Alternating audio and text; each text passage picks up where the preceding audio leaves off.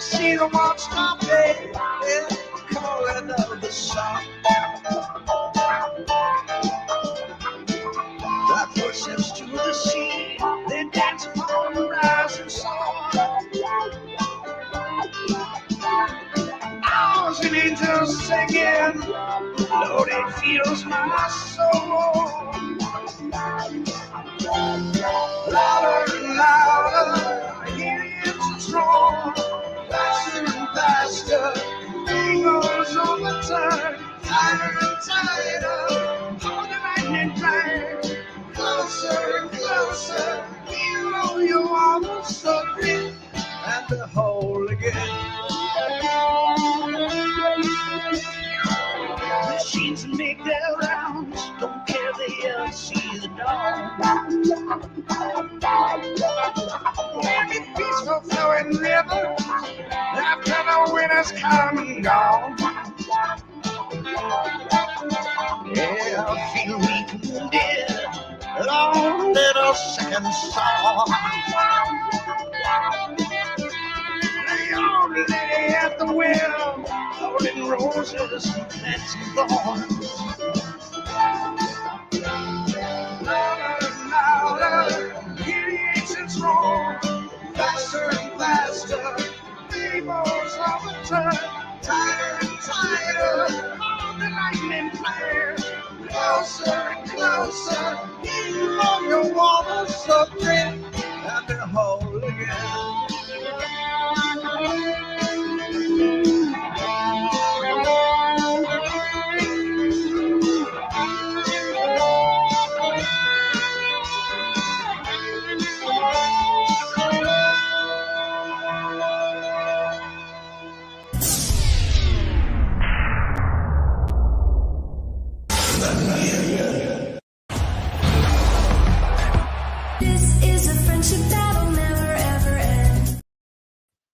Greetings, winners, and welcome to Old School Watch Party Sundays. I am Winning Reality, and this is Shelly, aka T3, aka Talking Trash and Truth. Hope you guys are living well this beautiful Sunday evening, special time. How's it going? Let's say hi to our VIPs in the front row. Jacob Pete's first in the house, front row, baby. How you doing? Great to see you, buddy. Hey, T-Rex trucking. Keep on trucking, buddy. How's it going? How's it going? So happy you guys are here today, and there's some others there floating around in the crowd. Who else we got down there? Someone say hi. Say hi. Say hi. Yes, we are going to be diving into the world of Big Pharma tonight. We're going to be taking a look at an old school documentary, and then one that's a little bit newer, but they kind of fit together, 40 minutes apiece. And I figured we would just go with it and see how far we get on YouTube, and if it sticks, we'll stick around. But if not, we'll you know what we do? We'll just go to Rumble exclusive. And Shelly, what's up? I posted the link to Rumble right there if you want to pin it. Oh, thank you so much. Always on top of things. Well, the good things anyway. Oh, it's like Jacob posted it. Both of y'all posted it. So pin Jacob's just because he went the extra mile for us. Rude, but all right. No, okay then. No. You said it. It's too late. It's out there. The universe wants it. Both of y'all did a horrible job spelling, but I mean, sorry. Unless you did that on purpose. Did you do RUMBLE? It doesn't get tagged. Does it tag it? So that the bot doesn't pick it up. What does the bot do? They got bots for that now? They could punish you for that. Yeah, they could just lower you in the algorithm for however long. Oh, wow. I guess I better stop putting it in the title then. And in the description and everywhere else. Well, yeah, we'll go with yours. Oh, it's in the chat saying go here with the link. It's a little different, especially if we all do it, which apparently we all did. Okay, well, that's good. At least we're all on the same page. That's why. If YouTube wants to be asshole, when don't they want to be asshole? Hurrah. That's right, man. So if you're I want to give a shout out to the rewatch crew. You guys have been coming through on these shows a lot. We appreciate it. And just to let you know, a full week going on next week, but next Saturday night we're having a Halloween costume party, 9 p.m. Eastern. now the crowd can participate in this too, right? Some people will be up on panel. It's going to be a big, hopefully a big party. But even the crowd can come and change their icons to whoever their favorite YouTuber or a YouTuber if they want to go as, right? There's only a few that we don't want to see around here, but other than that, there's only a few that won't get you blocked. Yeah, and if you but know, everybody, my crowd knows who those are, so nobody's going to do that. But everybody else is up for grabs. So hey, Jacob, if you wanted to come as T-Rex Trucking or Jacob Castro, and he wanted to come as Jacob Peets, everybody could switch around that night. It doesn't matter. It's just hello Suzanne, hello Jacob Castro. How you guys doing? Castro, I need your Discord. If you can shoot me a Discord, that'd be great. A message. Go on, calendar. How you doing? All right. What's up? Thank you for Did you being read here. what T-Rex wrote? He almost got taken out by a flatbed truck last night. Mitamori, what's up? Really? Oh, no, I was reading the one about baby back ribs. That just makes me want to sing the song. You got baby back ribs. Remember that one? That commercial? Yep. What was that for? I can't remember who that was. Is that Chili's? I think it was Chili's. Chili's baby back ribs. Yep, that's it. I had a flatbedder encroached on my lane. They tried to sweep side me last night. Was it a Mexican truck that we had when we were on the road one time? So, a truck from Mexico tried to run us off the road. Lovely. Yeah, the boss was not happy. He's on the phone in 2 seconds calling everybody in the damn world. Oh my God. Yep, we traced it down. Yep, there's nothing we can do about it. Jacob Castro says, I have no Discord. YouTube, Rumble, and Twitter's all I got. So Twitter is, by the way. So find me on Twitter so I know it's you. You'll see it's me. My icon's the same. And I'm blue checked, so you know it's me. Like that matters. All right. Let's see. I got this view. I like this. Whatever. And then we got this view. All right. So getting started. Tonight, our first presentation is called Big Bucks, Big Pharma, Marketing Disease and Pushing Drugs. This is from 2006. If you can see my cursor, yeah, 2006. And it reads, Big Bucks, Big Pharma pulls back the curtain on the multi-billion-dollar pharmaceutical industry to expose the insidious ways that illness is used, manipulated, and in some instances created for capital gain. Focusing on the industry's marketing practices, media scholars and health professionals help viewers understand the ways in which direct-to-consumer D2C pharmaceutical advertising glamorizes normalizes the use of prescription medications and works in tandem with promotions to doctors. Combine these industry practices shape how both patients and doctors understand and relate to the disease and treatment. Ultimately, Big Bucks, Big Pharma challenges us to ask important questions about the consequences of relying on a for-profit industry for our health and well-being. And as always, this is not medical advice or any kind of thing like that. We are not professionals. You always seek professional, you know what, okay?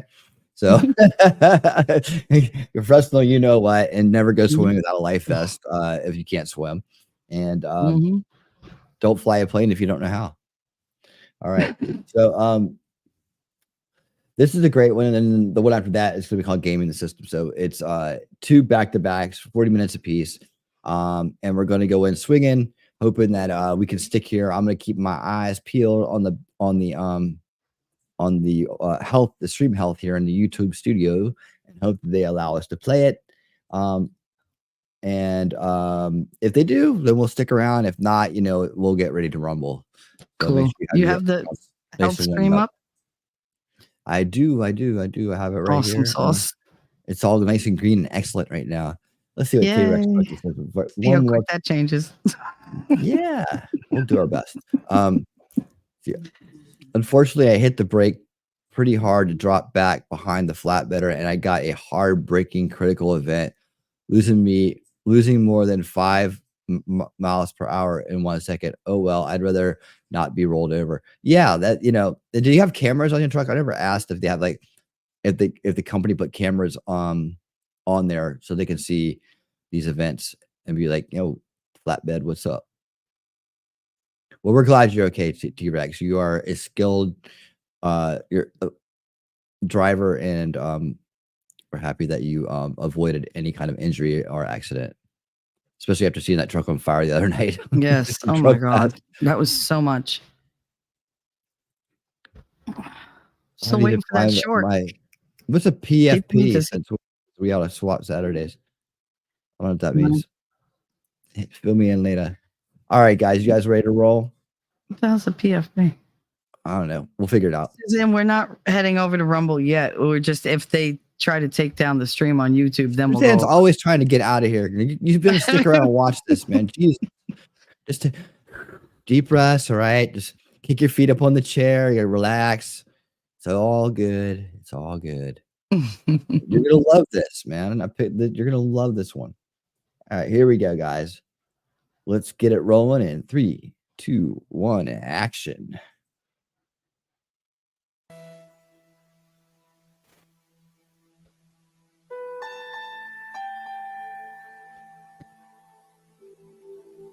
A profile picture. Got you, Jacob.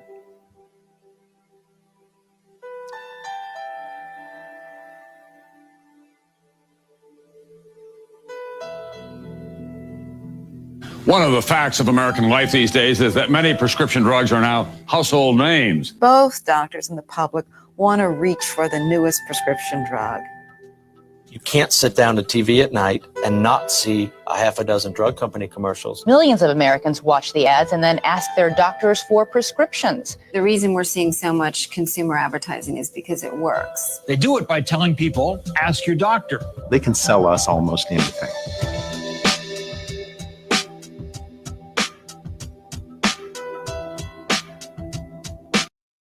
Okay, real quick. I didn't think to ask this question. Let me do this little thing here. Do you think that any of the stuff in this this video here, it's on Daily Motion, would trigger like any kind of medical misinformation BS? I wouldn't think so. I mean, we're not actually saying anything. Yeah, I don't know if you want to take the chance because that's a strike, isn't it? Well, I mean, I got a clean record. I can handle it. But it's up to you. It's your channel. Yeah, I know. Gosh, Jesus. I'd rather err on the side of caution. Well, I know, but let's see. Let me take a look at something real quick. But I'm not you. You know me. Caution win. Yeah, I know. They belong together. My introduction to winning reality was, if he ever sends you something that says play it, don't do it. Don't do it. I love how people have such great advice. It's just awesome. Yeah. Yeah, I've mastered the craft somehow. Right. You are good at picking the ones that YouTube goes, no. No. Well, there's always going to be those guys, right? Sometimes you just gotta do it for the crowd, man. Yeah. There we go. You do take risks for them. You do. I can scroll the banner. I can do that. Let's see. Do I still have it?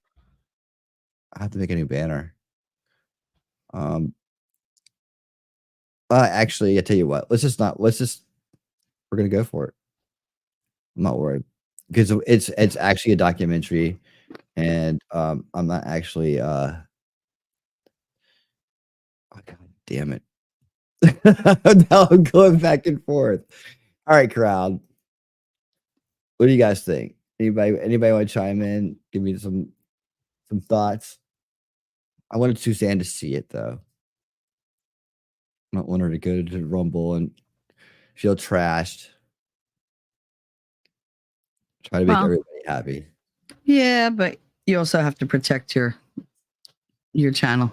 You're not going to be able to get out to all the people that you want to if you get taken down. I know, but I think your message is so important. But yeah, I mean, it is really important, and I do want people to see this. This is really good, actually. By the way, so I guess it would relieve some. Oh, you're too sweet. Well, I know you can get over there. Look, we said what was the trick? What was the trick about if you're on mobile and having a hard time on YouTube on Rumble? Isn't there a trick that we needed to tell her about? I told her if you have Rumble and you can't see the chat, if you have ad blockers, take ad blockers off. If you don't have ad blockers, turn it on. It seems to be that whichever way you have it, if you reverse it, then you can see chat. And who told me that? Chat told me that. So I'm giving it to you right from them. See? Memento mori. Suzanne, if you turn off ad block and ghostery while on Rumble, it works better. I don't know how to do either one of those things, so that's the extent of my help. Sorry. I suck at apps. I don't. I click one button, I'm done. If it's more than one, forget it.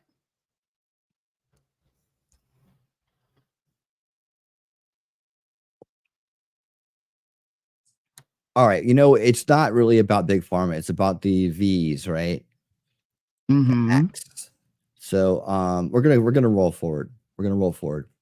Let's go. Onward, soldiers, and let's go. Let's do it. Let's go. And I'm gonna click this button right here. You stunning and brave.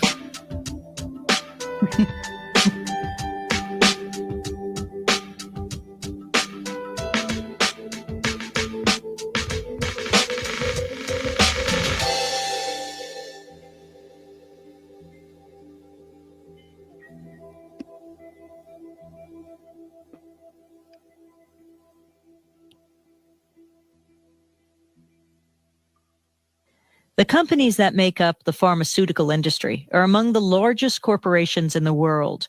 In 2004, their combined global sales were over $500 billion, with Pfizer and Johnson & Johnson leading the pack.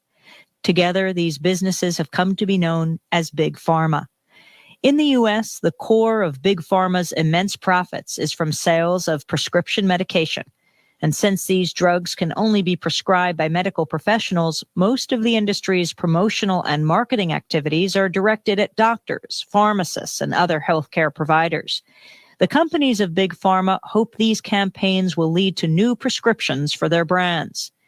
In recent years, Big Pharma has pushed its way into the traditional doctor-patient relationship and found a new way to increase sales by targeting patients directly and independently, largely through television advertising. Do you know about the purple pill called Nexium? I know. I know. You should know about it too. Between 1996 and 2004, industry spending on direct-to-consumer advertising, or DTC, rose over 500%.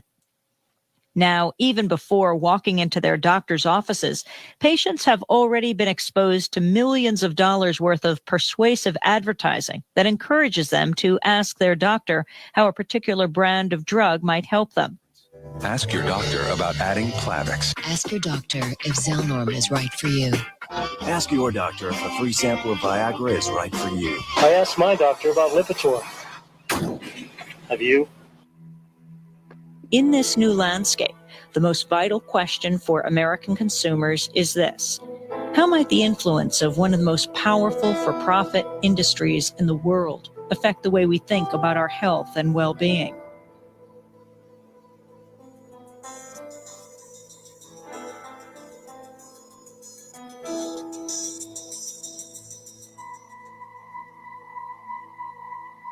With Celebrex, I will play the long version. Ask your doctor if Celebrex is right for you. Good Lord. As these pharmaceutical companies move prescription drugs into the consumer arena, as they become consumer products, they advertise them quite differently. And what they do is rely on all the same practices and conventions of conventional product advertising. It's so good to have my enthusiasm back. I'm enjoying things again. And it's because of Enro. They began trying to create brand identities for these products. What branding is about is trying to create an emotional bond between a consumer and a product, which is a very different kind of relationship than we've ever had to our medications before. Any doctor can tell you about patients that come in with a list of medications that they want. They clearly all came from advertisement that they see on TV. And if you watch the evening news, for example, it's all advertisement for prescription drugs. What's the weekend hold in store for you?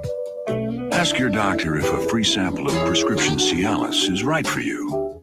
patients come in asking for things, they don't even know what it's for, right? Women who are coming in asking for Cialis or Viagra or other things, and they don't even know what they're for. So this becomes not a rational reason for taking a medication. This is not so much about the efficacy of the drug, but about our emotional response to the kinds of social meanings they have attached to that product.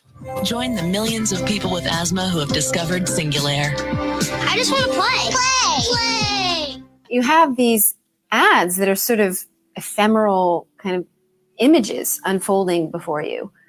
And to me, they seem like perfume ads or sort of something that's all about image, that's all about emotional impact. Most of what you get in these ads are these incredibly compelling lifestyle portraits of people who are living healthy, vibrant lives thanks to pharmaceuticals. No more explosive diarrhea. You don't really ever see the medical condition represented. You don't see people suffering from the ailment that they supposedly suffer from. You see them restored to health after they've taken the chemical. The pleasing tones and images of these ads are often at odds with the less pleasurable list of side effects that companies by law are required to recite. T-Rex, everywhere he looks, all he sees is corn now. All I see is corn. All I see is corn. It's wild, isn't it? Literally anything without wondering if it's just corn. I know, right? It's wild now that you know, isn't it? It's like one of those eye-opening moments, isn't it? Veil-shattering information. That's what we do. Side effects include itching, rash, diarrhea, and bruising. Dry mouth, sweating, nausea. Headache, flu, runny nose, and ear infection. If you take Wellbutrin XL, there is a risk you may have a seizure. Erections lasting longer than 4 hours, though rare, require immediate medical help. So I think one of the things that gets misrepresented by these ads is the safety of the drugs. While you get the major statement about risks, you get an incomplete picture of the drugs. These drugs are not as safe or effective as the ads suggest they are. According to Otis Lee Elliott's cardiologist, it's not his high cholesterol that put him in the hospital. It's the medicine he took to lower it. Adverse drug reactions, reactions that happen even though the medication has been properly prescribed, are the 5th leading cause of death in the United States. In fact, each year in the United States, adverse drug reactions cause an estimated 100,000 deaths and approximately 1.5 million hospitalizations. The withdrawal of the popular painkiller Vioxx from the market is a salient example of the magnitude of this problem.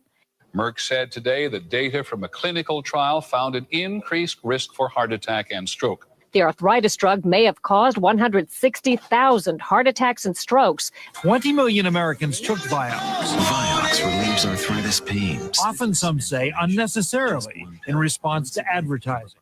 Vioxx is a superb example of what happens when you over-promote a drug, when doctors especially over-prescribe a drug as a concept of promotion and give it to people who it's not indicated for, who they could have been given very cheap older drugs, which would have been worked just as well. And then because the drug is only out for a few years, you then discover when it's used in lots and lots of people that it has side effects, some of them fatal, that you didn't know about. Ask your doctor or pharmacist about Vioxx. And in 2000, more money was spent promoting Vioxx than Anheuser-Busch spent promoting Budweiser, than Pepsi-Cola spent promoting Pepsi. I mean, that's a lot of money. The industry group Pharma defends direct-to-consumer drug ads, saying they educate the public and get patients to doctors for treatment.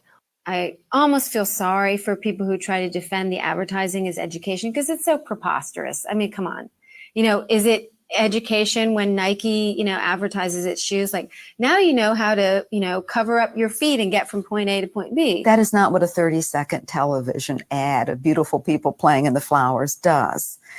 Also, it's self-evidently absurd to look to a company for impartial, critical education about a product it sells. The thing is, we're not talking about whether a patient is drinking one cola versus the other. I think very few people would care if their grandmother drank Pepsi because she was being diluted by the advertising, right? Or they just had better commercials. And I think because we're talking about patients' health, that it's a very, very, very important issue.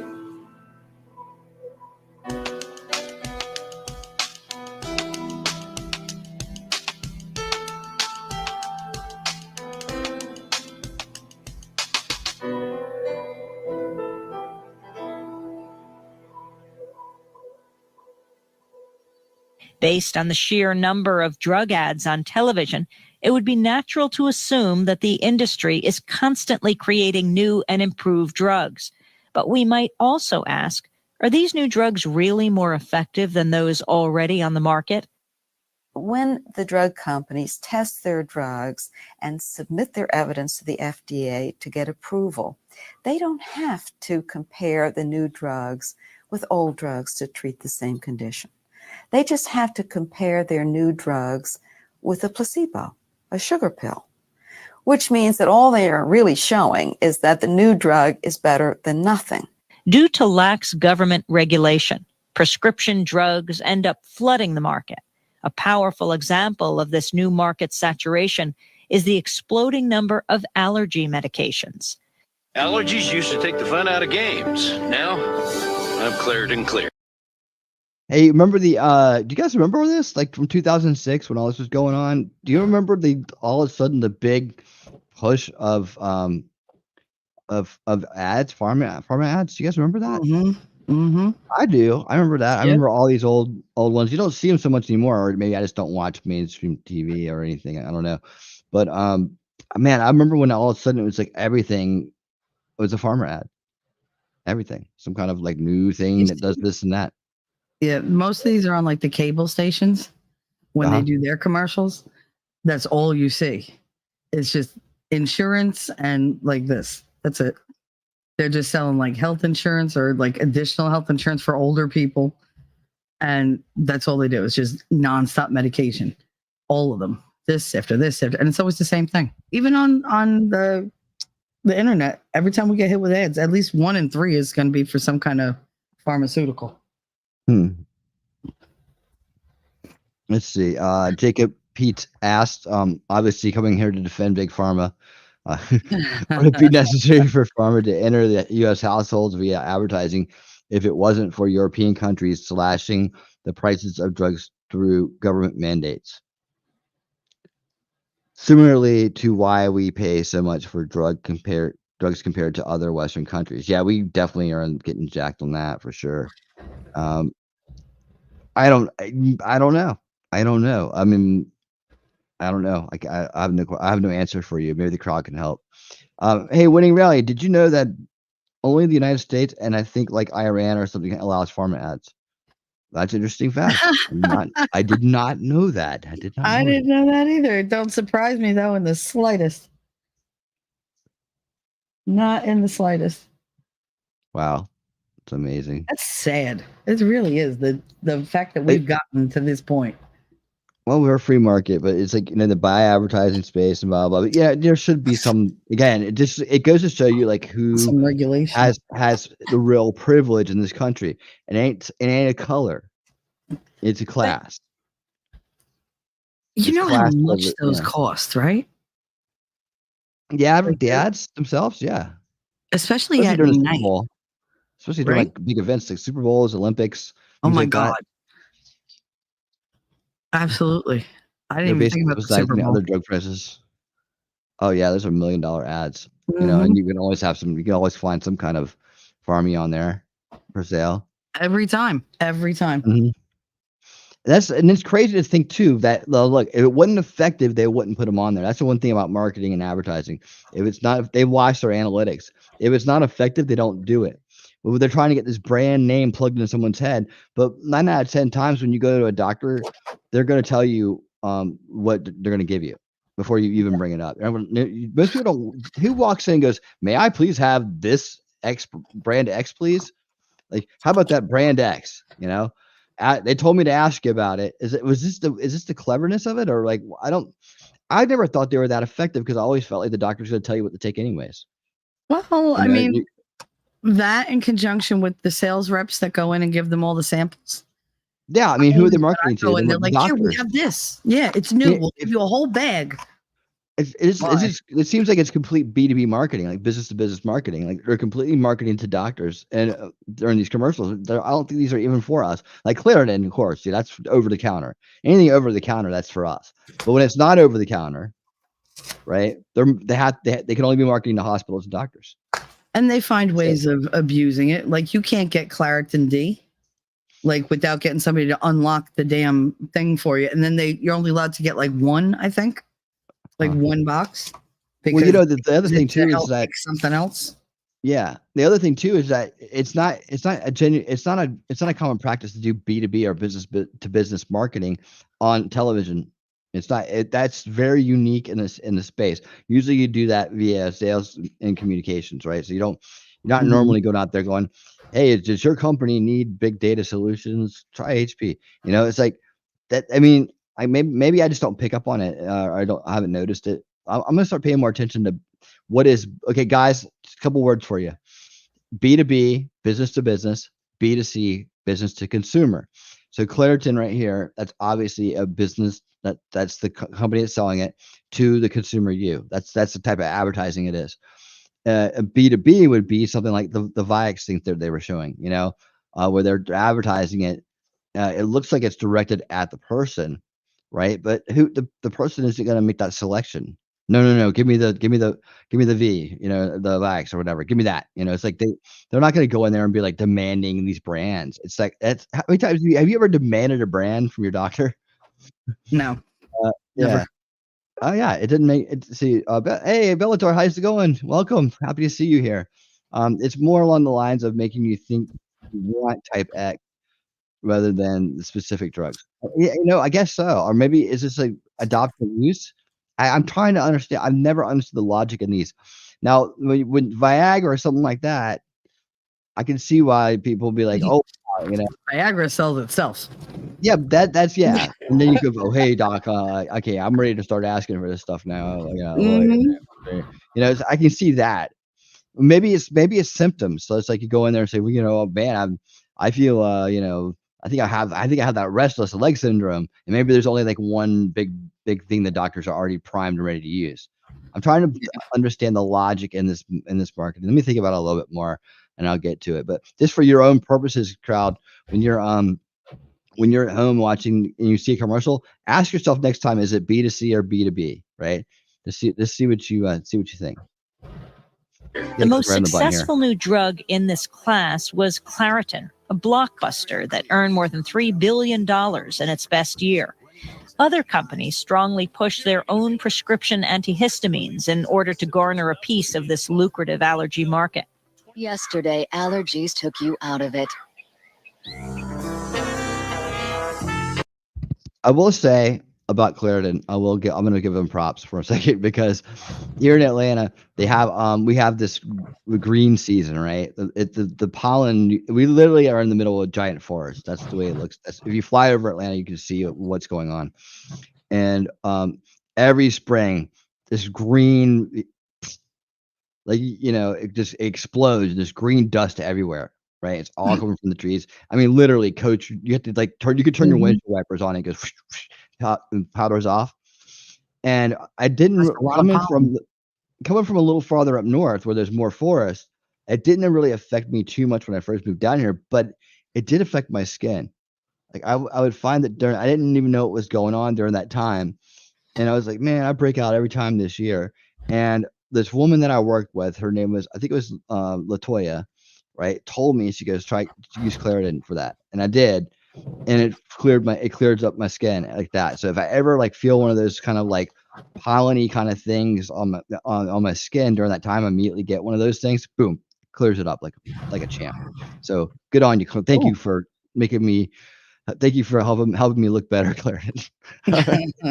Today, Allegra can help bring you back. You know about Allegra, but you should know about Allegra D. It just may be music to your ears.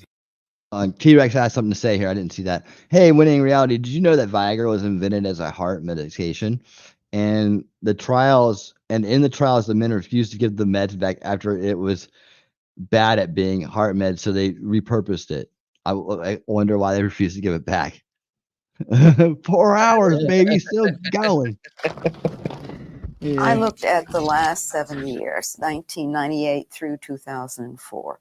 And during those years, only 14% of newly approved drugs were actual new chemical compounds classified as being likely to be better than drugs already sold. Most new drugs, ostensibly new drugs, were just old chemical compounds, not likely to be any better than anything on the market. These are called Me Too drugs. It's not difficult to create a Me Too drug, and it's not expensive to create a Me Too drug. It's expensive to make novel compounds, because for every one drug, there are 2,000 drugs that fail.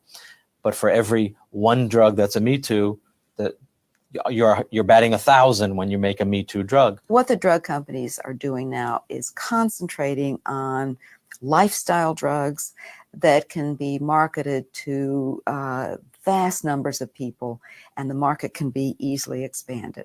When diet and exercise aren't enough, adding Lipitor can help lower your bad cholesterol from 39 to 60%. Let me give you an example. The top-selling drug in the world now is Lipitor, Pfizer's Lipitor. This is a drug of the statin type to lower cholesterol. But it's a Me Too drug. It's the fourth of 6 very similar statin drugs now on the market. I needed to lower my cholesterol. My doctor told me about Zocor. Vytorin treats the 2 sources of cholesterol. Crestor, along with diet, can lower bad cholesterol by up to 52%. There's a lot of debate about whether we benefit as a public from having 5 different statins that the industry devotes a whole lot of money to promoting in order to compete with each other. The marketing goes mainly to convince people that one Me Too drug is better than another, despite the lack of any evidence on that score. Once one company starts to advertise its product and creates what's called brand awareness of its product, it's got the Campbell's soup or the Nike. Another company that wants to promote its drug feels it can't afford to stay on the sidelines. So it creates this sort of vicious circle where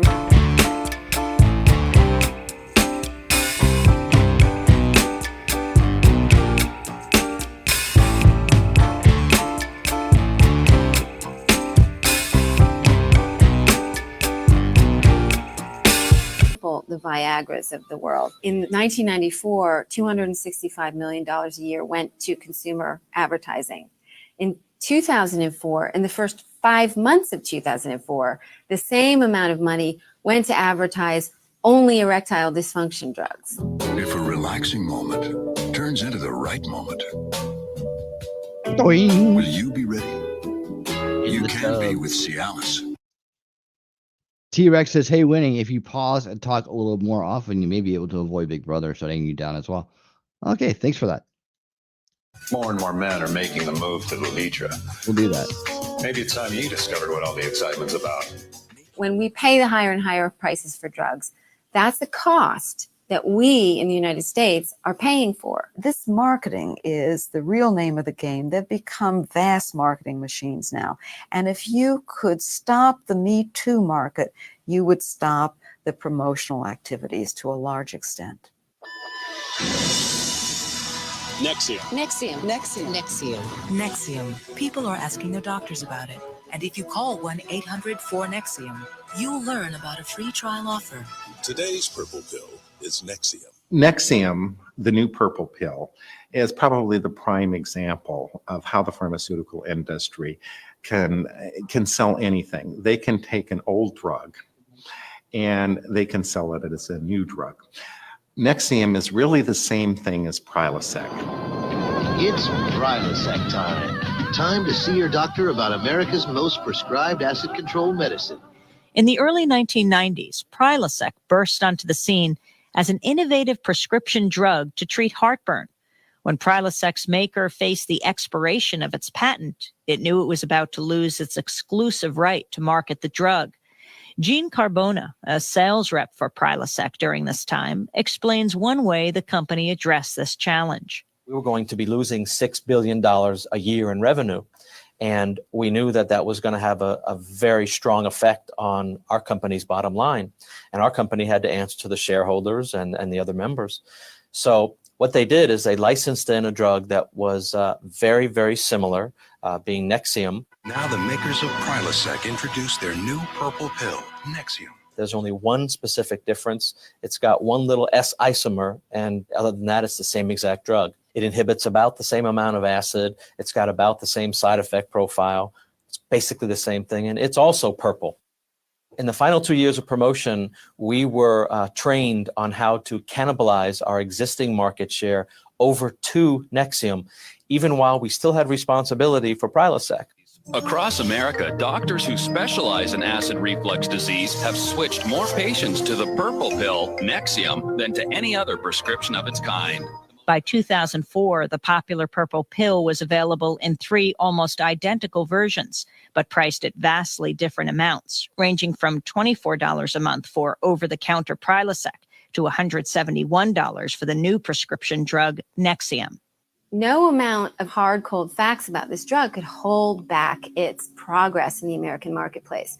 And it's a good example of how broken and corrupt our marketplace really is, because it simply started advertising to the consumer, pushing this new drug to doctors, dropping samples. It became the most advertised drug product in the United States, and it's hugely successful. And the fact that there's both an over-the-counter version of Prilosec and a generic version available makes no difference, because our system has no way of shedding any light on this for the basic consumer.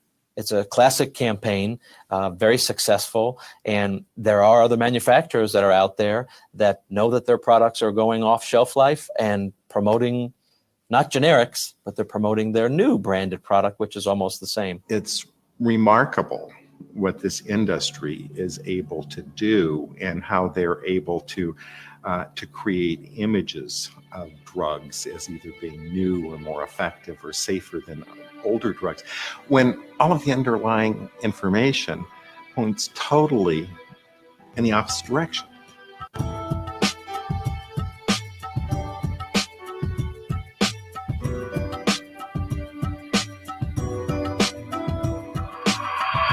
Your blood pressure may have gone from normal to high overnight. New government guidelines mean millions need a checkup. Do you?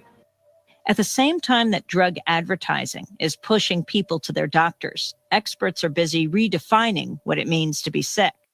All you have to do is change the definition of high blood pressure, and you can increase that market by tens of millions of people, or change the definition of high cholesterol. If you didn't have a cholesterol problem yesterday, you may have one now. The new guidelines call for a huge boost in use of cholesterol-lowering drugs known as statins. The new numbers mean millions of Americans may be taking statin drugs for the rest of their lives. In some cases, it is a question of, hey, more people are getting treated for this, and this is great. In some cases, even more people should get treated, probably. But what's always muddying the waters here is that a major source of information to consumers and to doctors alike is the industry that stands to profit from these medicines. The guidelines were written by 9 experts on cholesterol. The National Institutes of Health, which sponsored the report, now says 6 of them have financial ties, such as speaking fees, research grants, or other funds with drug companies which make the most widely used medications. In recent years, Big Pharma has begun promoting more than just its treatments and products. Drug companies now increasingly advertise health conditions themselves. As a result, Big Pharma normalizes even the most obscure health disorders and presents them as common. It's frustrating. Just when you're ready to relax, that's when it happens. The urge to move, along with uncomfortable sensations in your legs. They're hard to describe, but they can even keep you from getting to sleep. You feel the urgent need to get up and move Restless just to leg get some relief. syndrome. There's a name for it. Restless leg syndrome. And if you have it, you're among the nearly 1 in 10 U.S. adults who do. We need more exercise. Yes, indeed. Visit restlesslegs.com or talk to your doctor. Of all the things that industry does, this is probably the one thing that I think could be labeled as evil, that in order to make a profit, you're disease mongering, in other words, making population, medicalizing something that is just really part of everyday life. You often feel distracted, disorganized, restless, unable to finish things. Here. Like the channel keeps changing in your mind and you can't control the remote. You guys have any thoughts? If you felt these symptoms your whole life, you may have adult ADD. So in other words, a person who is not yet a patient, who is actually feeling quite good, sits down to watch the evening news, and after seeing a few commercials, says to him or herself, you know, I'm not quite as healthy as I thought. Got to remember that appointment tomorrow. Did I send the car payment? What made me volunteer for that assignment? Introducing Lunesta, a sleep aid that can give you and your restless mind the sleep you need. You have this huge phenomenon then, a huge increase in prescriptions. Phenomena. And there's this debate about what is this problem? You know, has it always been around? Is it a problem of behavior? Is it really a biomedical problem? What's happened now is you've taken a healthy person and medicalized something that was not medical, and this person may very soon end up on prescription medication. At work, I'm tense about stuff at home. At home, I'm tense about stuff at work. If you're one of the millions of people who live with there you go. uncontrollable worry, There's anxiety, and a several good of these explanation symptoms for for it. 6 months or more, you could be suffering from generalized anxiety disorder. You could be suffering Because from life. patent life can be extended if new indications are approved. Companies are constantly searching for new diseases to treat with old drugs. You may be suffering from life. Do you have problems? Do you have bills to pay? Are there people in your life who just drive you crazy? Is your chest going up and Older. down every time you breathe? We have a solution for that. Are you getting older? You have to eat. I mean, you might be suffering from life. Oh, that killed me. That killed me. I got something for you. Oh, Jesus. Thank you. This will help with life. We got a medicine for everything. My life. Everything. This is my life pill. So I'm suffering from life. God. Drugs. Antidepressants of the Prozac variety, or SSRIs, are a good example of this practice. Originally approved for major depressive disorder, these drugs are now prescribed for a variety of mood and anxiety disorders.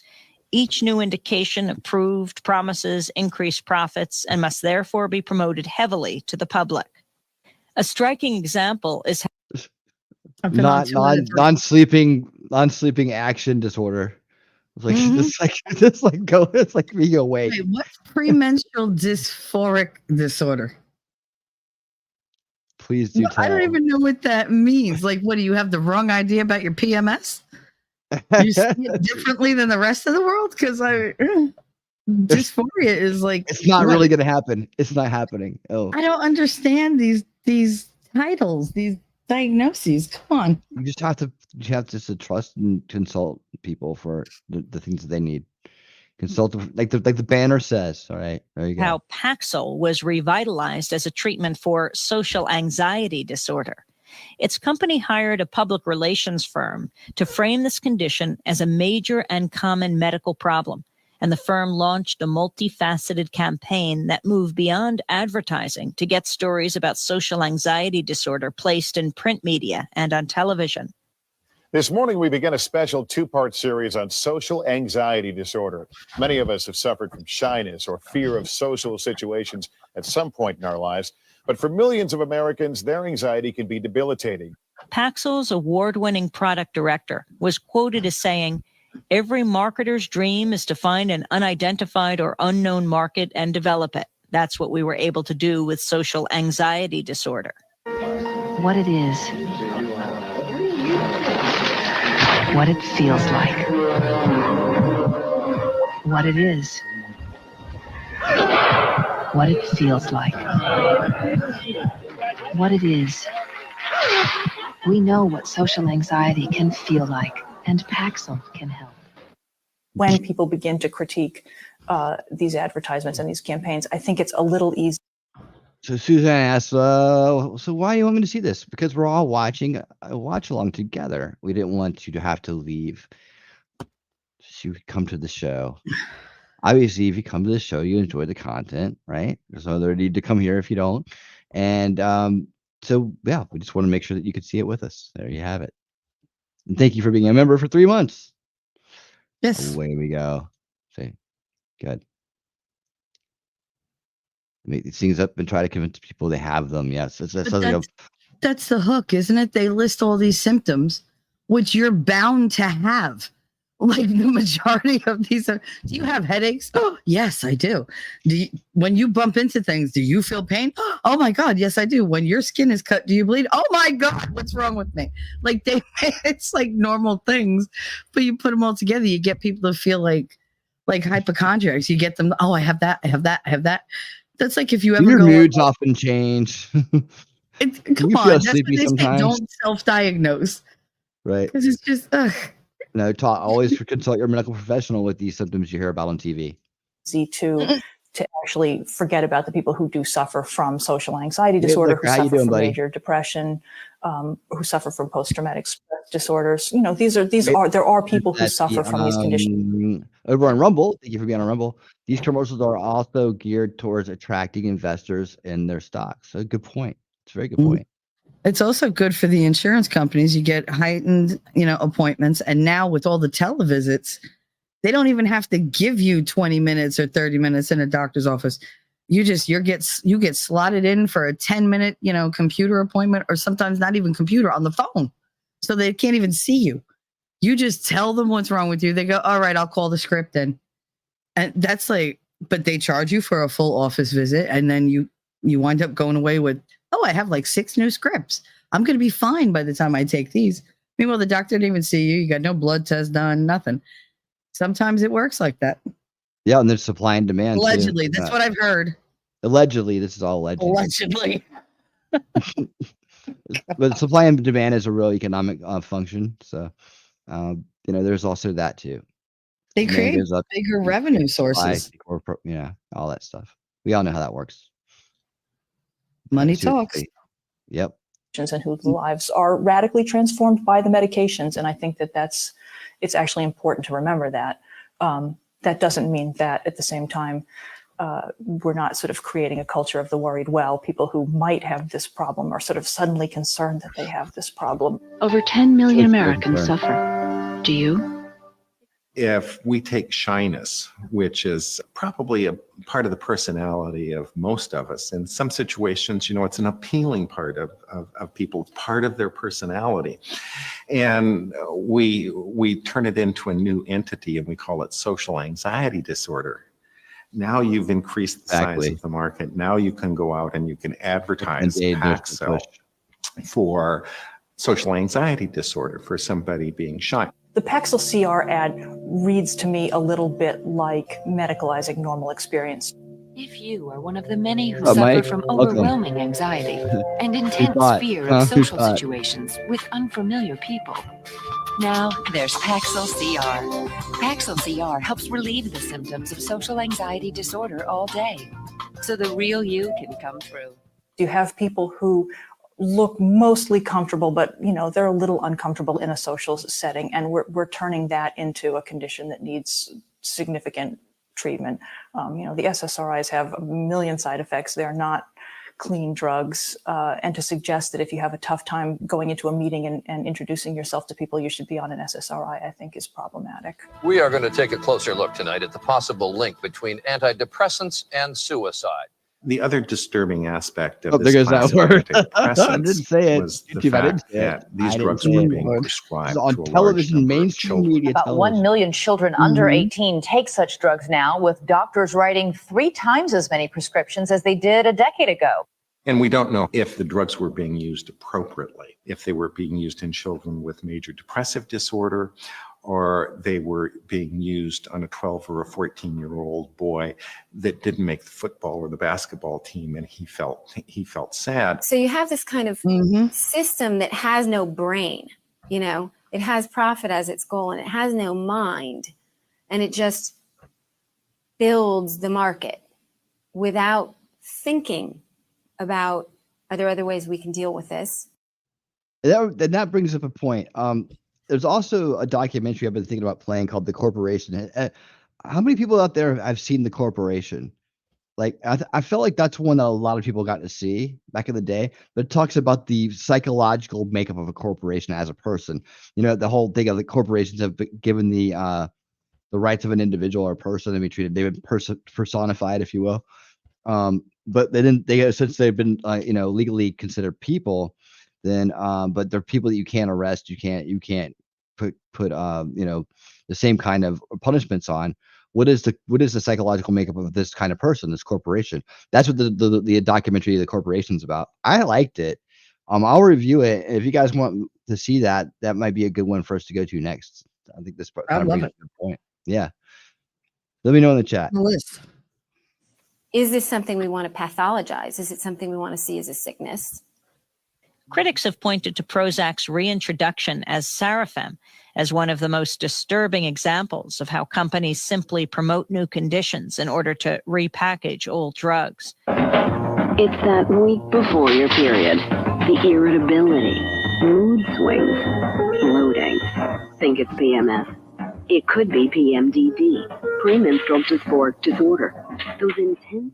What Eli Lilly was very successful in doing to expand its market on Prozac was to essentially recolor it instead of a green capsule, made it pink, rename it Sarafem, and get approval to market it for premenstrual tension, which it called premenstrual dysphoric disorder. Drug manufacturer Eli Lilly launched a $30 million marketing campaign to inform women about their new drug that promises relief. The problem is Sarafem is not new, and the condition it's being advertised to treat might not even exist. Prozac and Sarafem are exactly the same thing.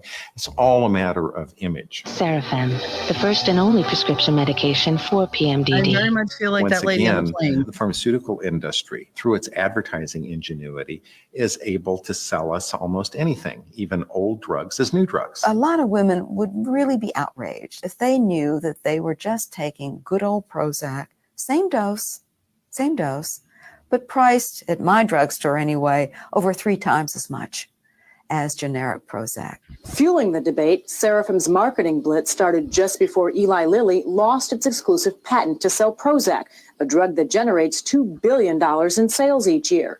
With Sarafem, the company obtained a new patent, and for now they are the only company that can market a treatment for PMDD. This whole process of creating disease awareness is controversial, and I think it's sort of a question that we should decide as a society. And what bothers me about it is that it's being promoted by an industry that has its own motivations, which have nothing to do with our culture or our physical well-being or really our health as a society. I can't help but think that there are millions of Americans who are taking drugs that they probably don't need and may be even harmful, that they're being convinced and their doctors are being convinced that they should take lifelong drugs that probably are of no net benefit and may be of net harm. Clearly, in our culture, we tend to look for quick fixes and pills that can, and this has really been the emphasis, whether we're talking about obesity or any other health problems. Certainly the direct-to-consumer advertising feeds on this. We don't look at environmental problems that might be causing asthma or causing these allergies. We don't look at lifestyle issues that might be causing depression or causing, indigestion and so forth, or erectile dysfunction for that matter. Instead, we just sort of talk about it at the level of individual biology. And so that means we're not looking at social causes. It means we're also then not looking for social solutions. I think it's very important for patients, in a sense, to give their doctor permission not to prescribe a drug by saying to the doctor, no, I don't want a drug unless I really need a drug. And then if the doctor, who will be taken aback by this, says, well, yes, I really do think you need a drug, then it's up to the patient, or I think the patient should say, is there something, even though this is a free sample, and I may use this free sample until it runs out, is there a drug for the same condition that's cheaper, or is there a generic? You really need to be your own advocate, and you need to be educated. And that means spending a lot of time doing research about any medication that you're going to take, any healthcare procedure that you're going to undergo. Consumers really need something to protect themselves. We look at our publications, Worst Pills, Best Pills, as a source of information for prescription drug consumers. Not only do we do a book, newsletter called Worst Pills, Best Pills News, but we now have a website to give people objective comparative information so that they can decide for themselves, so they have something to balance the advertising. Groups like Public Citizen have been working tirelessly to arm consumers with important information. Also necessary, say advocates, are campaigns to tackle the industry's mass targeting of our healthcare providers.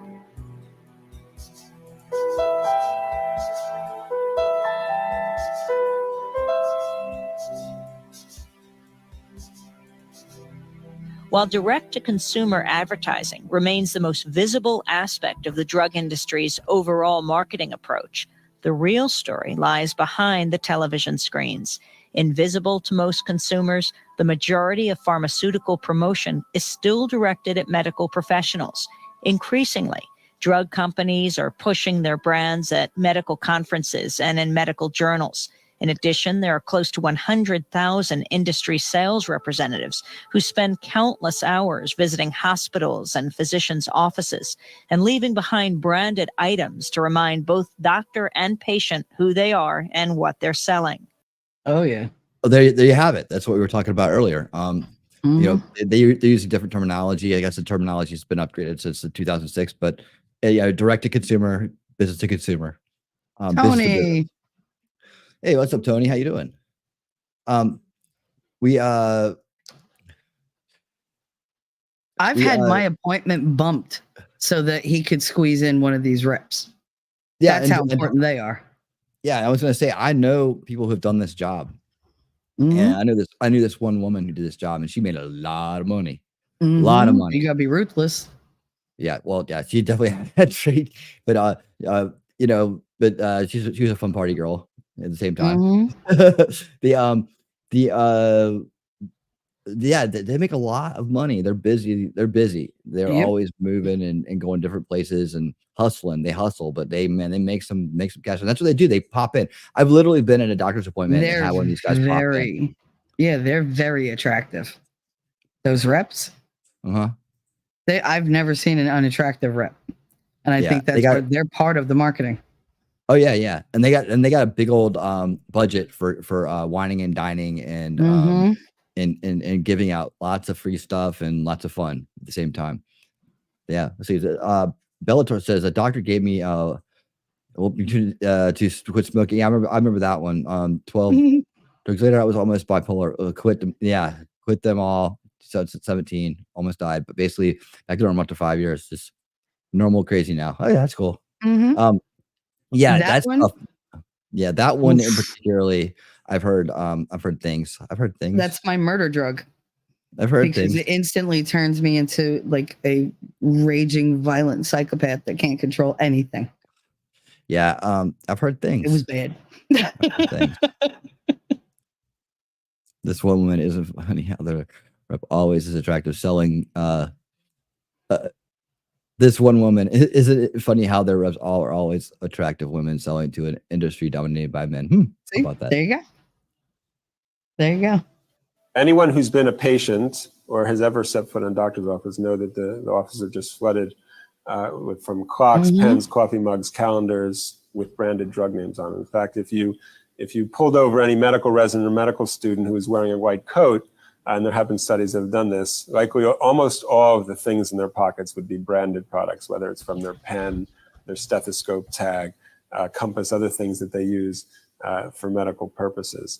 And so the most obvious thing about that is that doctors and students even are walking advertisements, are really saying these things are okay, advertising for these products, which is really, that's a problem in itself. And then of course the other problem, which I consider even the primary problem, is that they're receiving gifts from company and therefore developing relationships with the companies. You get cases and cases of pens and cases of stethoscopes and things like that that are all within the AMA and pharma guidelines.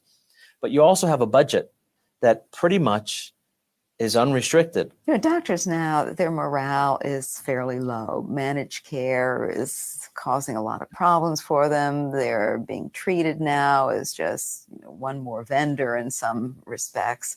And the drug company salespeople treat them with terrific respect. This starts out at the first day of medical school, and in many medical schools, even the incoming students that are 2 years away from seeing a patient will start to get gifts from the pharmaceutical industry, and as these students get farther along in their medical education, the interactions and the gifts escalate to free lunches, to dinners, to trips. No matter where you spend money in pharmaceutical promotion, whether it's within sample distribution, educational programming, non-educational programming, champagne, brunches, happy hours, New York jet tickets, no matter where you spend the money, you make money.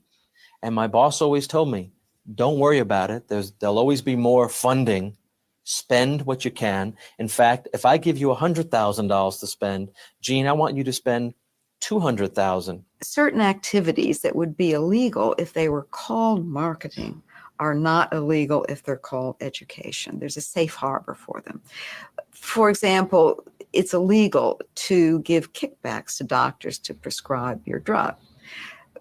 But if you're essentially paying them to educate other doctors or to be educated by other doctors, then it's no longer a kickback. You can hide anything under educational. You can hide 18 holes of golf for 50 people under an educational event.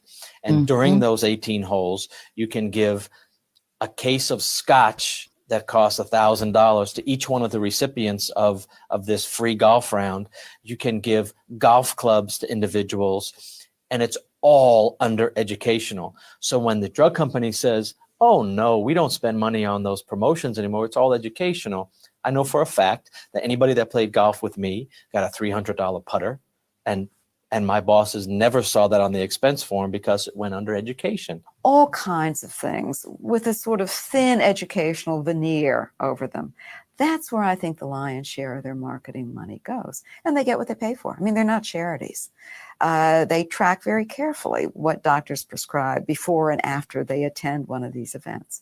And they know that the prescriptions for the company drug go up. Obviously, that drug company that I talked about, that the powers that be will say, this is not the case, this is the exception and not the rule, this is the way it used to be. Well, that's baloney. Again, I've got very close contacts still in the industry, and I'll get phone calls once a week. Listen, I've got $35,000 to spend this month. How can I do it? Give me something that won't look so bad that, but I need to spend the money. I need to spend. In addition to providing gifts and trips, perhaps the most potent weapon in the drug rep's arsenal is free drug samples, usually accompanied by supporting literature. Hello, Rabbit. Welcome. So happy you're here. How's it going? Sure. In 2004, the industry gave away the retail equivalent of almost $16 billion worth of drugs, and these products are the chief enabler of the marketing machine. On the one hand, you have the consumer advertising. So the consumer is sort of prepared by having seen this on TV. On the other hand, you have the doctor who's been prepared by the rep. And you also have that sample. Those sort of things all meet together. And the consumer goes in and says, I have this problem and I saw this ad, and the doctor says, oh, I have this study that somebody dropped off about this. And in fact, here's the drug. And that momentum is unbeatable, essentially.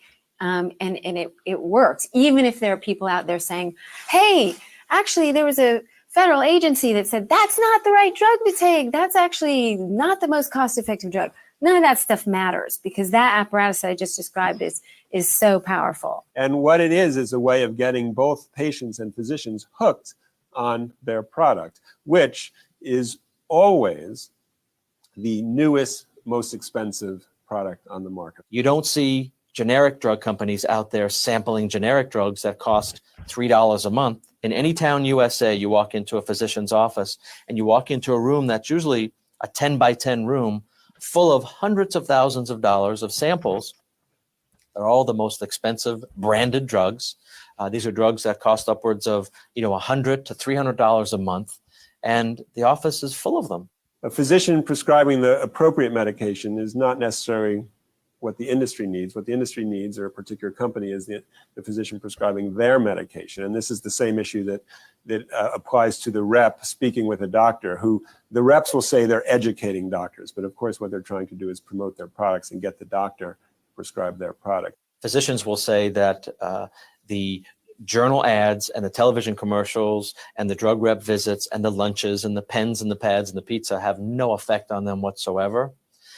And they'll also say that although it has no effect on them, that it most definitely has an effect on their colleagues. I knew as an industry insider that whatever I did affected my market share. All the literature that's looked at this shows, not surprisingly, that doctors are influenced by promotion, that the more they meet with reps, the more legitimate they think the information they're getting from reps, the more likely they're prescribed more expensive medication, for example, more inappropriate medication.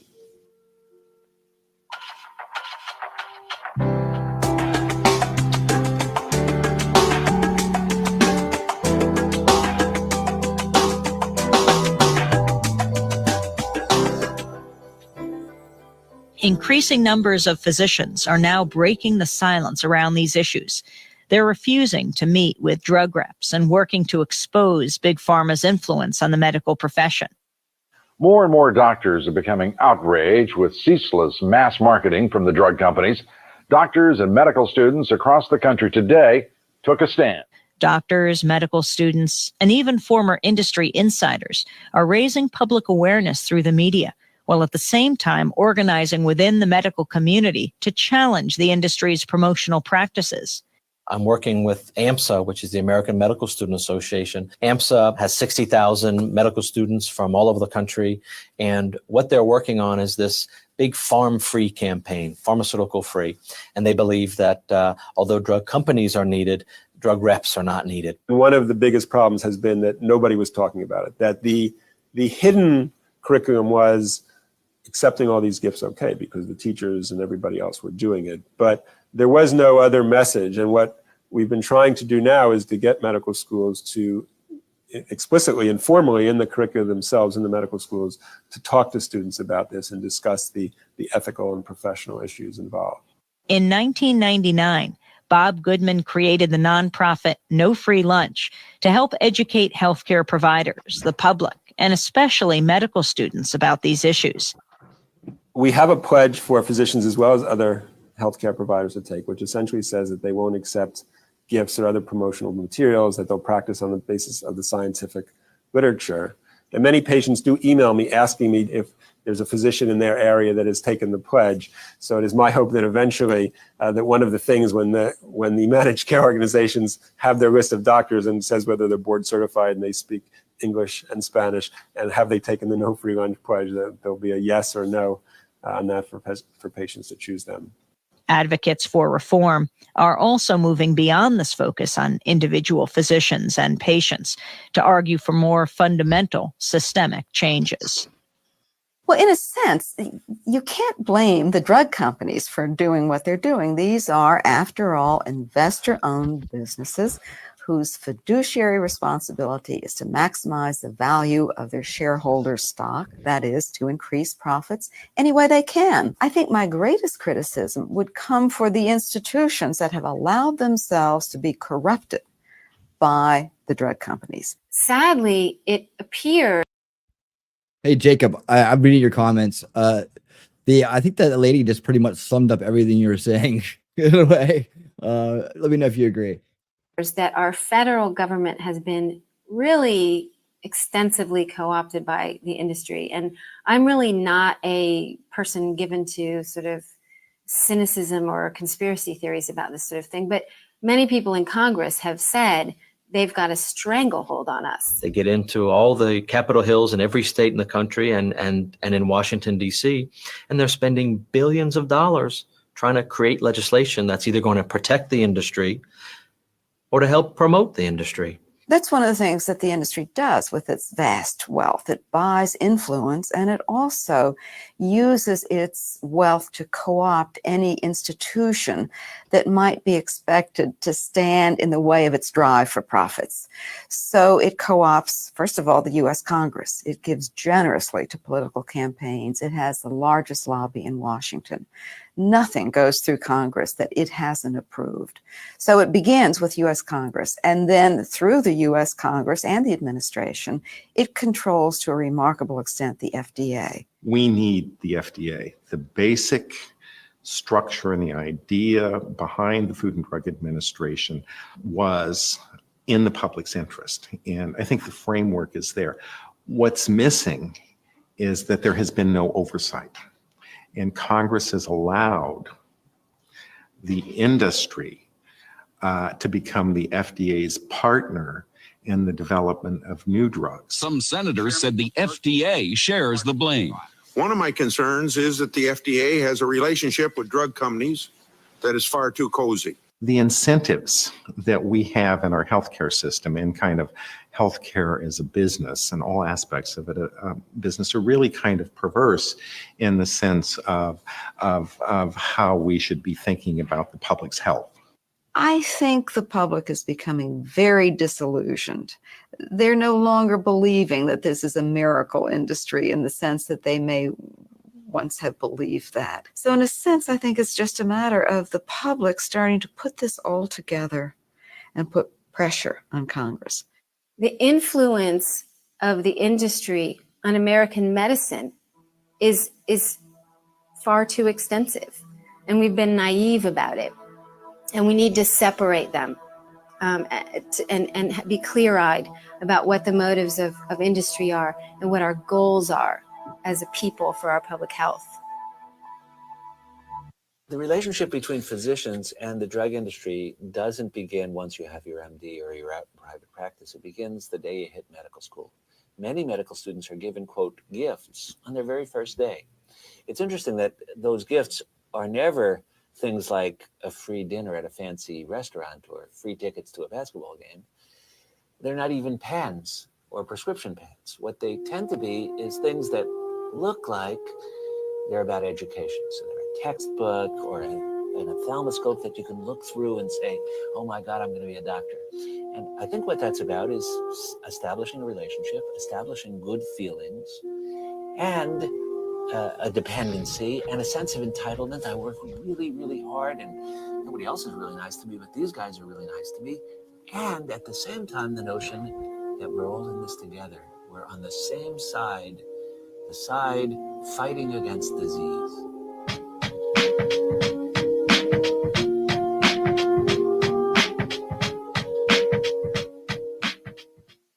Unfortunately, the tactics used by the pharmaceutical salespeople rely on an entire system that is designed to manipulate what doctors understand about drugs. And basically, the salesperson is the last step in that. We also have to look at how clinical trials are designed and conducted. Right now, clinical trials are designed by the companies that are seeking to push a particular product in most cases. And unfortunately, they are frequently able to manipulate the design of the study or how the results are presented so that their drug comes out looking more favorable. That obviously is not a good way for us to accurately assess whether a drug is useful and safe. Before 1980, most clinical research was funded by the National Institutes of Health. Academic researchers, quote, snubbed their noses at doing commercially funded research before 1980. When President Reagan came into office, the economy was slow, the ethos was small government, and the NIH funding of clinical studies went down dramatically. The drug companies were very happy to come in and lend a helping hand. Nothing much changed until 1991 because the studies were still being done in universities. But during the 90s, most of that research got pulled out of universities and was brought to for-profit research organizations. Now, Gee, I wonder nothing who was in inherently office unethical then. about that. It was more efficient and quicker for the drug companies. The problem is that gave virtual complete control over the research to the drug companies. They could design the studies, They have control of data so that many of the authors of the most important articles published in our best journals aren't even allowed to see their own data. They don't get free access to their own data, and they have control over publication. So the bottom line is that now 90% of clinical studies are funded by the drug companies. The odds are 5 times greater that commercially funded studies will support their products. Suffice it to say that when drug companies set the research agenda, do the research and design the research, have tremendous influence over the people who get to write it up, and in fact have tremendous influence over the journals that publish it. I believe you're right. Very, very beholden to drug companies for their own financial well-being, then it's not surprising that so much of what we think we are learning is tremendously distorted. We have studies that are funded by drug companies, and there have been studies of those studies, and those studies of those studies repeatedly show a tremendous bias. They repeatedly show that they will be far more favorable for a drug if they're funded by drug companies. And we have studies showing that authors who write about these drugs, if they get money from the drug companies, they're going to write far more positive information than doctors, authors, and medical journal articles who don't get money from the drug company. They may be right, they may not be right, but I'd rather hear it from somebody who isn't getting money from one side. And more often than not, you can't get the data. I think it would be a major step forward if the drug companies who sponsor research made their data available to impartial scientists to make sure that the conclusions that have been drawn in the medical journals and that are driving our medical care really are supported by the research data. I mean, right now that data is treated like the recipe for Coke. The data are so hidden and so complex, whether it's gene therapy or whether it's the number of people who die of heart attacks while taking Vioxx. We have to rely on researchers to provide us with that evidence. And I think the most shocking thing is to find that that evidence is simply not available, or it is distorted.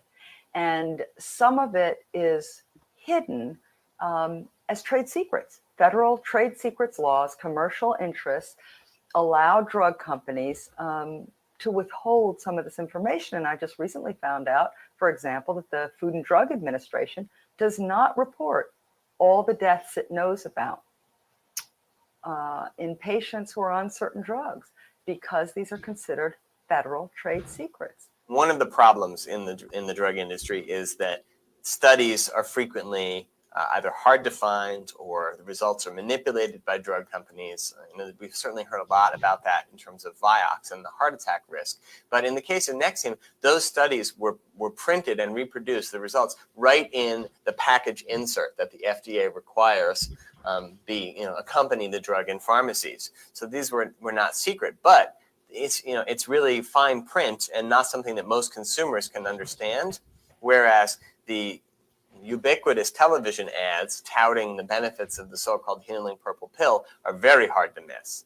So this is a case where, I guess you could say it was hidden in plain sight. The data that I found on the FDA's website showed for Vioxx that in the company's own study, in Merck's own study called the Vigor study, where Vioxx was compared to naproxen or Aleve sold over the counter, Vioxx is no more effective than Aleve, but the important thing is that the manufacturer's own data shows that Vioxx causes significantly more cardiovascular complications, heart attacks, blood clots, and strokes, more than Aleve.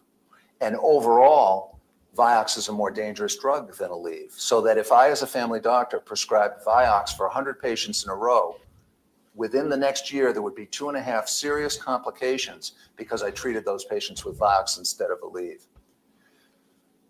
The New England Journal of Medicine article that was published in November of 2000 that Get her done, Thomas. Get her done. Supposedly based on reporting that research failed to include those two crucial pieces of information. We need to look at how clinical trials are designed and administered, but then we also need to look at how medical journals publish the results of clinical trials and other research. Right now, unfortunately, a lot of journal articles are written by physicians who either have a financial interest in the company and the product that they're writing about, or have a consulting arrangement. And frequently, journal articles are also written, ghost-written, by companies that basically do this as a business and then sign up a prominent doctor to put his or her name on the article. There's a lot of evidence now that some of those articles aren't even written by those physicians, but are actually ghostwritten by the companies for the signature of the opinion leader in medicine, who gets the credit and also sometimes gets paid for an article that somebody else wrote. And that gives a false credibility to the results and creates a very incorrect impression for the doctors and other medical professionals who might read the article and rely on it. I saw an article in the New England Journal of Medicine in August of 2000 about Pravachol, which is a cholesterol-lowering drug, reducing the risk of stroke. And it seemed to be a biased article. So I went through it very carefully, and then I got in touch with a research expert in Boston to review my critique of the article with him to see if he agreed with me. So he went through it point by point and said, yes, he thought I was right. He didn't see anything wrong with my analysis. So I asked him if he would be interested in writing a paper with me. I thought it would be very powerful if a practicing family doctor and a research expert wrote a paper together to help to immunize practicing physicians from the growing commercialism in even our most respected journals. He said to me, well, I'd rather not. I do a little consulting for the drug companies, and I'd rather not get involved. And that really was a turning point for me, because I naively had believed that the universities were the overseers of the integrity of medical science and knowledge in general. And that showed me that there's enough drug influence in our best researchers so that the oversight function was no longer functioning. And then a year later, I saw a review article in the New England Journal again about Celebrex and Vioxx, and it seemed to be very clearly biased in favor of promoting those drugs. I noticed that both of the authors had financial ties to the drug companies, and at the time that was against the editorial policy of the New England Journal. Now, these journal articles are handed out by salespeople in doctors' offices. So now if they can't rely on the journal articles, they're even more hard-pressed to find out accurate drug information. This transformation in the purpose of that knowledge has happened so quietly that the watchdogs not only haven't been able to keep up with it, but the watchdogs are largely drugged.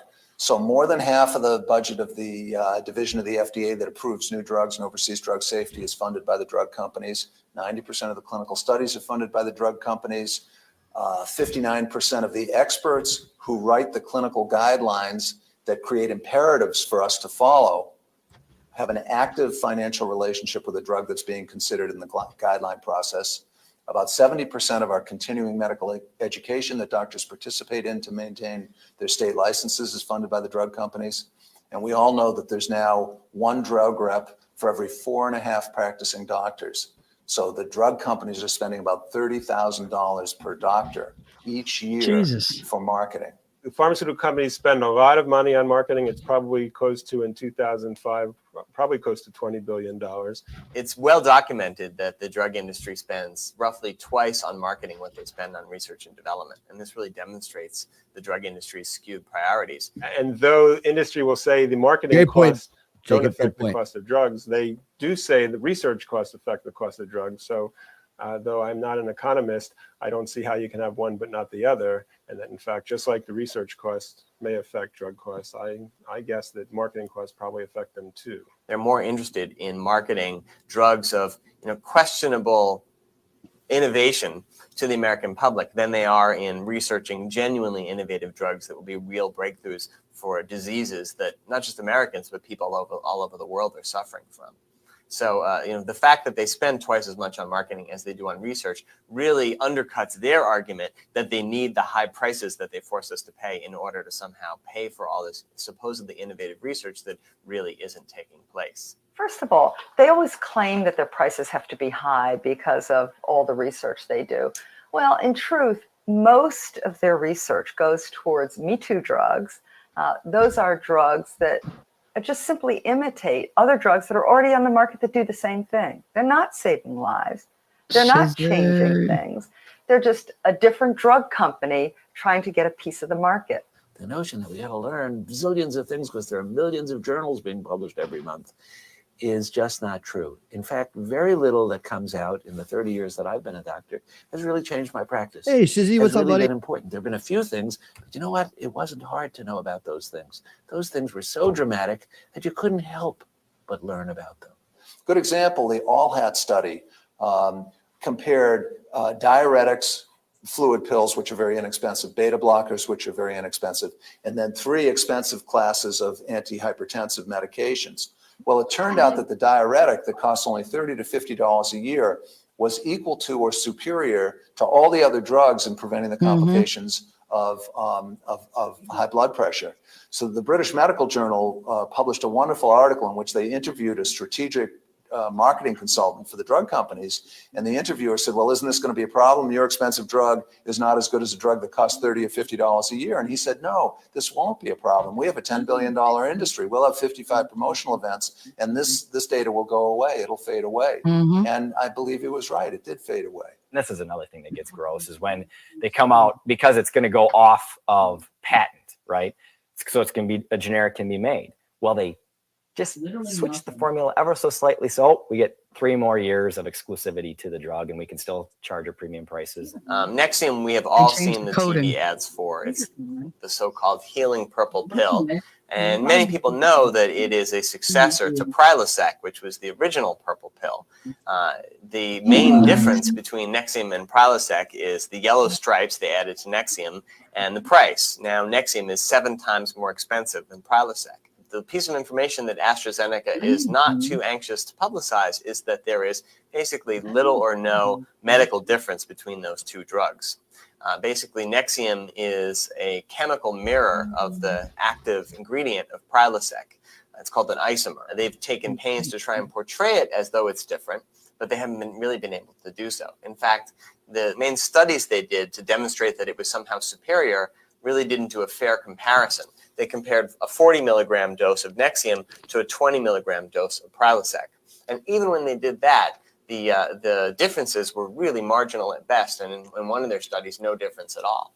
When they put them head to head, 20 milligrams of Nexium against 20 milligrams of Prilosec, there was no difference. If they were to say, look, I'm making the 19th version of the same drug that never worked in the first place. We have older drugs that are even cheaper than all of them, and they're just as good. And what's more, it isn't even a disease. We're just making it up.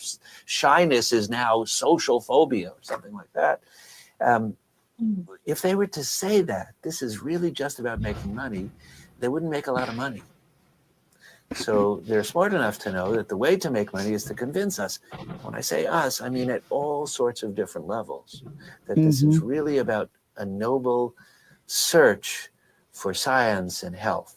Objective, cutting-edge science coming out of the top universities in this nation is often marketing dressed up as science. You know, you can put lipstick on a pig, but it's still marketing.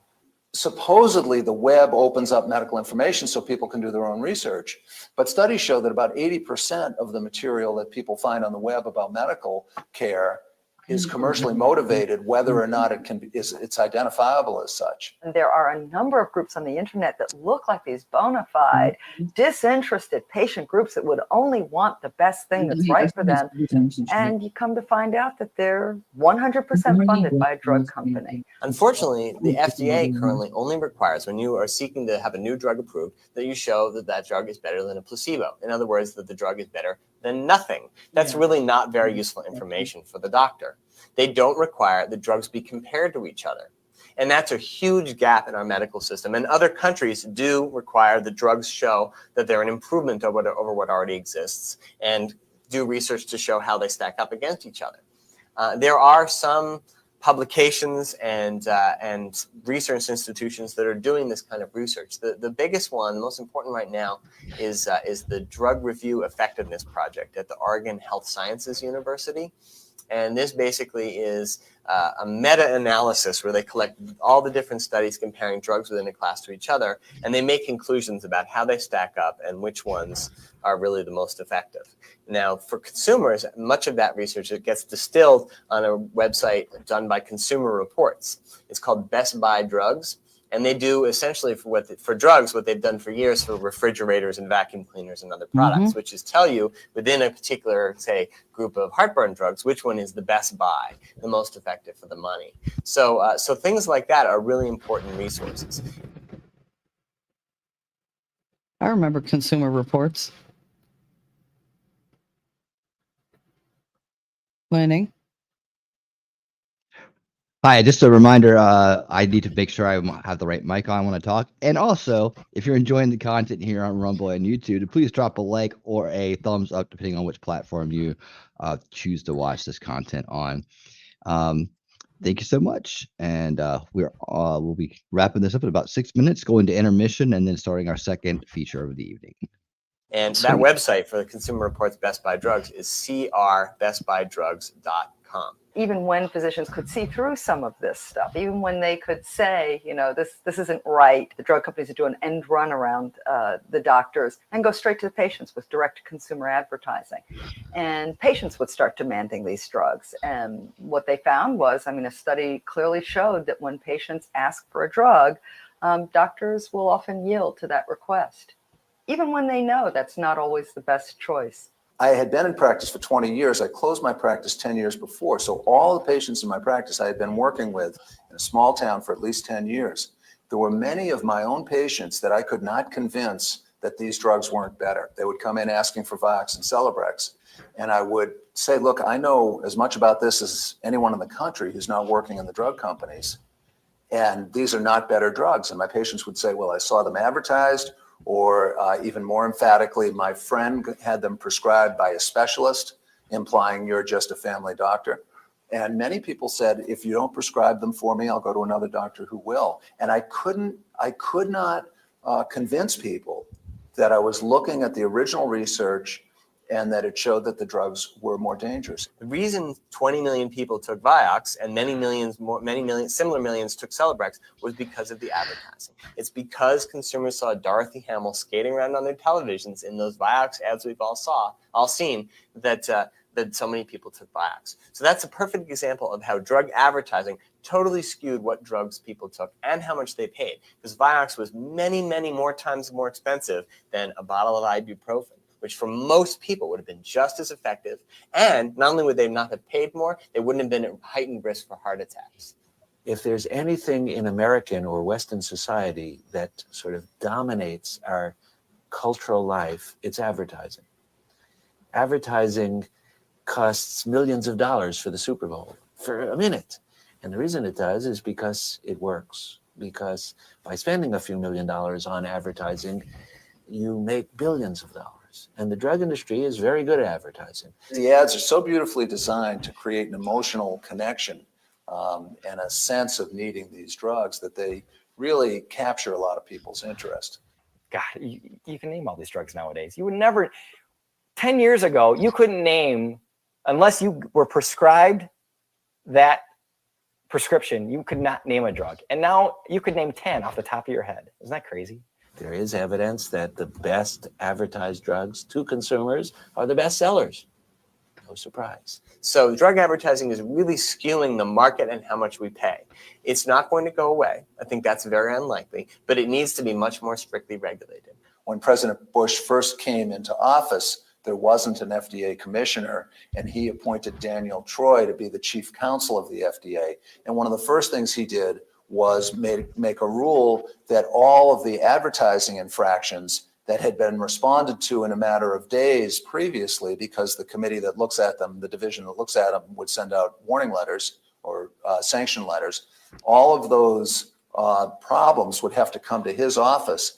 And the delay in sending out warning letters, meaning protecting the public from ads that cross the line, that in some way misrepresent the drug or overstate the drug's benefit or understate the risks, was grossly delayed. Right now, the FDA does not require drug companies to submit television ads or any other drug ads before they air. They only have to submit them after the fact. So the ad will already be on TV or in a magazine.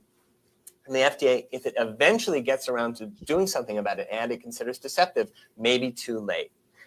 Representative Henry Waxman has done studies about how long it takes the FDA to act on deceptive advertising, and there are very lengthy delays. Usually 4 to 6 months, I think, is the average.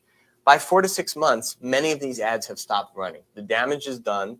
The expression is closing the barn door after the horse is gone. Well, the FDA is at best shutting the barn door halfway after the horse is long gone. So we need better enforcement by the FDA of direct-to-consumer advertising, and we also need more disclosure within drug ads of exactly what the drug is for, what its risks are, who it should be used by, and basically fuller information so that people can make an intelligent choice. Right now, drug ads are basically a shameless promotion with a little bit of risk information at the end that frequently people don't understand, or that's obscured by graphics, sounds, things going on in the commercial that make it hard for people to take in that drug information. I think it's really short-sighted to think that this is a matter of bad drug companies or bad people pulling things over on us. They're doing what they're supposed to do. If we want it to be different, we have to insist on it. And the ways in which we insist on it is multi-pronged, but it includes our government. Of course it does. Right now, our government is not terribly interested in making any reforms that would be useful because they're very beholden to the drug companies. If we want to change that, we have to make them beholden to us. We have to have the clout and the influence in the organization to make it that they can't blithely go along making the FDA be something that has been widely and famously called a servant of the drug industry. Or a whore. Well, there you have it. An abrupt ending, but a very informative documentary from 2006. I hope you guys enjoyed that. If you made it all the way to intermission, thank you for being here. And we will be going to our next feature presentation tonight, which is called Big Pharma Gaming the System. This is a more modern take on it from 2020. And we'll be heading on over to Rumble to view that one here in just a minute. But before we do, let's go ahead and reflect on what we just saw and talk about the marketing. Now, I know for a lot of us, it was a reflection back to a time when we saw a lot of all of a sudden a lot of big pharma ads coming out constantly, right? And as they point out, they were very much about lifestyle, and they didn't really show the conditions more. They showed the supposed results, right? People living happily and playing and youthful kind of depictions of you can get your youth back and all these things that people desire very, very greatly. I remember seeing this back in the day and learning a lot from it then. And watching it again, it's been another walk down memory lane. and it did refresh a lot of the